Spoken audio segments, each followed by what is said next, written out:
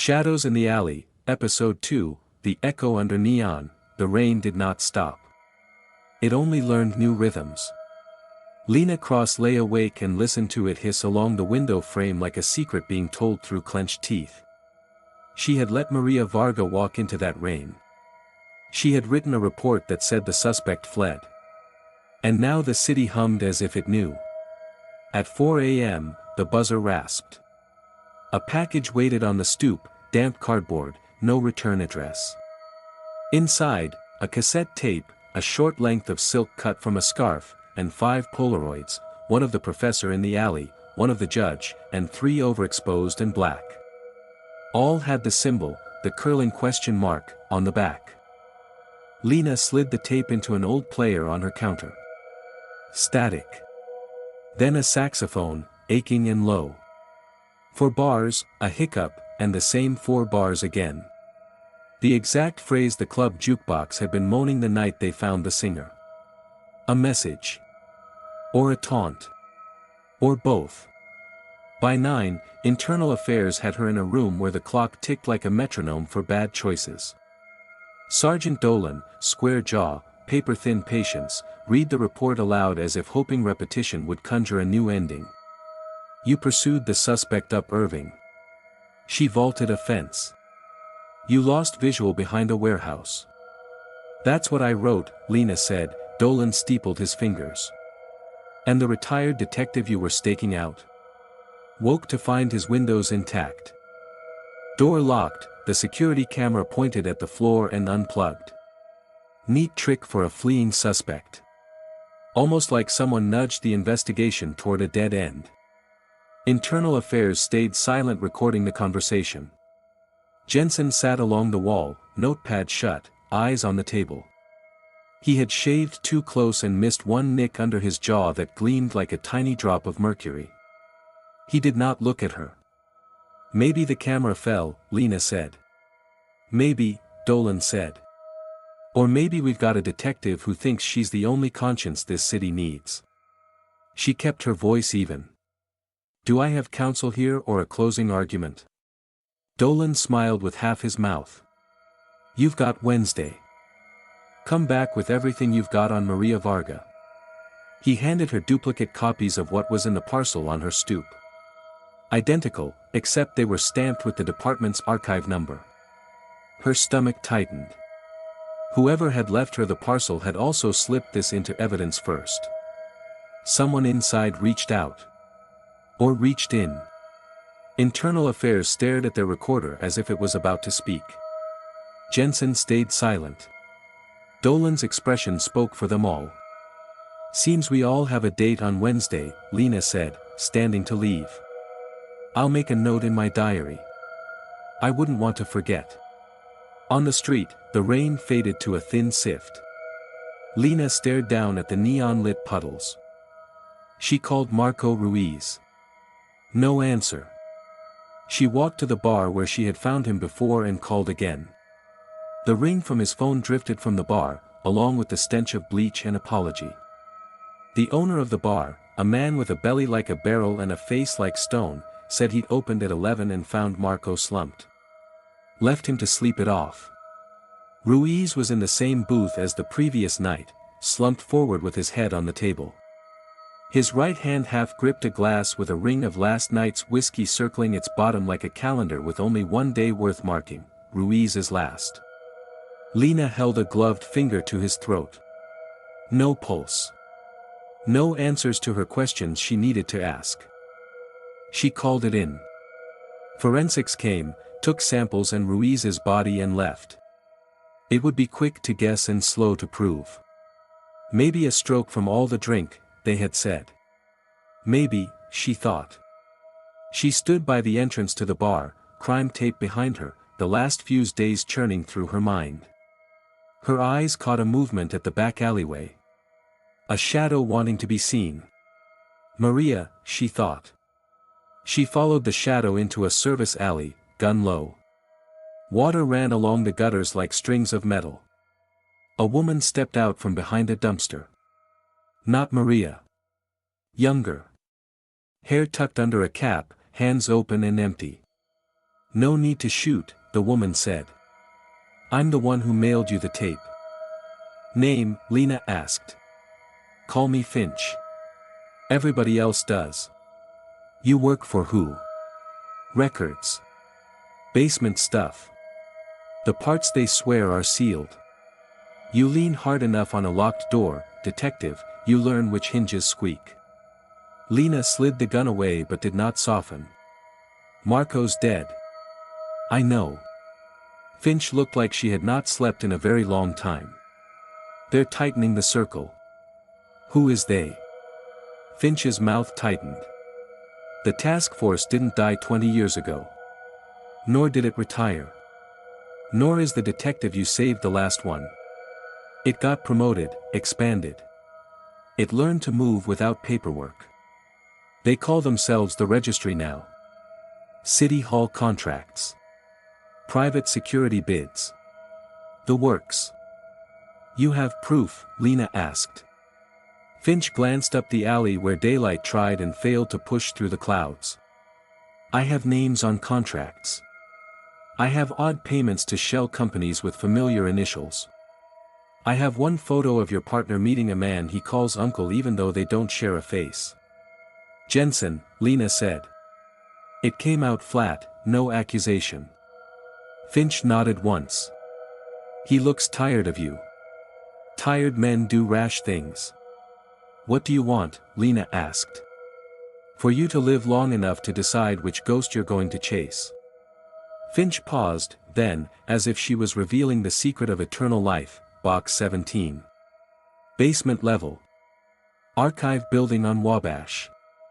Pause again. You didn't hear that from me. If this goes bad, I never existed. By dusk, Lena had a warrant that said routine review and a jacket that said keep your head down.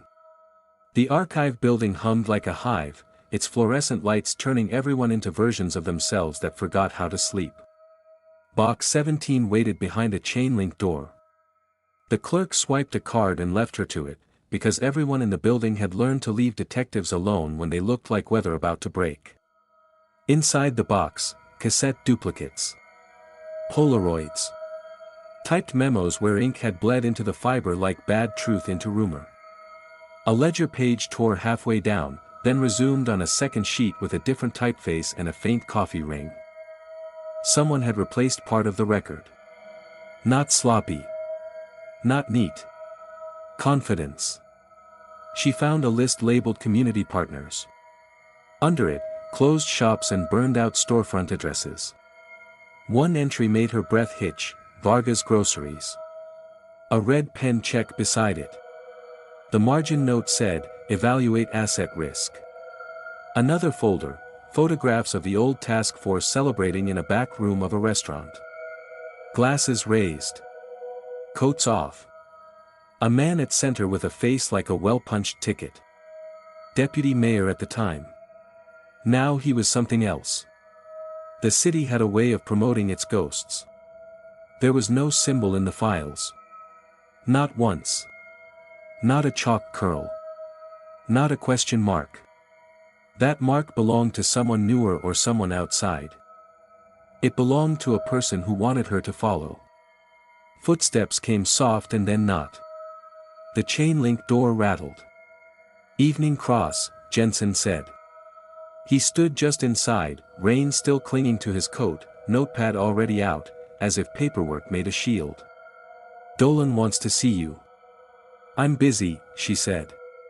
She kept her hands on the papers as if warmth could imprint truth more deeply. What is it with you and boxes? He asked. You think the past is going to climb out and let you arrest it? Depends who opens the lid, Lena said. Jensen's smile did not reach his eyes. You're acting like you've got a partner problem. But I'm the one thinking maybe I've got a partner who lets killers go. He stepped closer to the table. His sleeve brushed a Polaroid. His thumb paused on the edge of a page with numbers. Not a new discovery. Familiarity. Know your way around here, Lena said. I don't lose things, he said. Unlike some people. They stood that way for a beat too long. The fluorescent lights hissed. Somewhere deeper in the building, a cart rattled. "Dolan's waiting," Jensen said at last. "We shouldn't keep Justice waiting." Justice had never minded waiting, Lena thought. Only people did. She locked the box, signed the ledger, pocketed one photocopy of a ledger entry while the clerk coughed and looked away. It named a shell company, Bauer Provision, routing money to AP. Oh, box near the river. She'd seen that P.O. box number once before on a homeless outreach flyer that somehow always had new ink.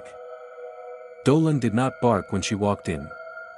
He stared in a way that measured how soon to bark. "The girl," he said without preface. "The shopkeeper's daughter. You think she's done?" Lena thought of Maria's face in the dark, how still it had been before the saxophone found the night again. "She's methodical," Lena said. "Methodical people rarely stop mid-list." "What about the one we didn't find on any list?" Dolan asked. "What one is that?" He slid a photo across the desk. A man lay on a chaise in an office with a view of the river. His tie loosened. Eyes open to a distance he couldn't have bought. The symbol sat on the window in white grease pencil, bold as a headline. "Name's Lyle Amberg," Dolan said. "Real estate facilitator. Not on the task force. Not a judge. Not a professor. Not a singer. So if your vigilante is focused, why tag him?" "Unless she didn't," Lena said. Dolan watched her as if the angle of her thought might reveal contraband. "Find me an answer," he said. "Before the mayor asks if the symbol is our new city logo." He handed Lena Amberg's file. Outside, the river looked like it had no intention of remembering anything that fell into it. Lena traced the route to Amberg's office, then from Amberg's office to the P.O. box printed on the photocopy from the archives. Short walk. Shorter if you cut through a lot owned by Bauer Provision. She found the P.O. box. Empty. She found the lot. Unlit, chain link, the sort of place a city stores things it doesn't plan to count. A trailer sat at the edge with a light on inside. She knocked on the door and a voice said, "Open yourself." A woman looked up from a table spread with forms. Mid-40s, hair pinned back with a pencil, a posture that said she refused to apologize for taking space. "You lost?" the woman asked. "Maybe," Lena said. "Depends what this place is." "Bauer Provision," the woman said. "We coordinate security staffing for city vendors. Night patrols for events, that kind of thing. We pay cash fast." "Cash is convenient," Lena said.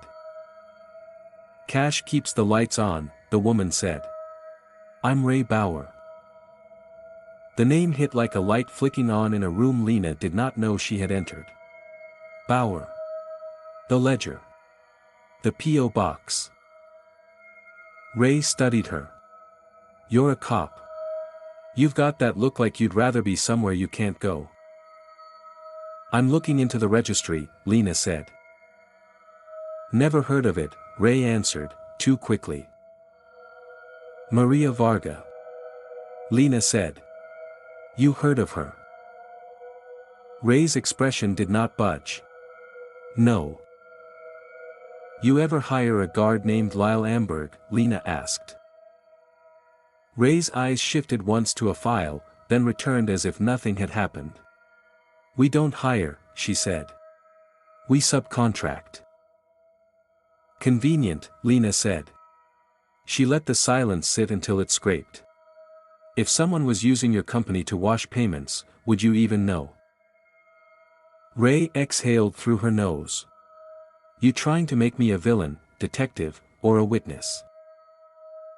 "I don't have time to write a new play," Lena said. "Pick a role." A sound cut through the rain. Tires on gravel. Ray looked anxiously through the window.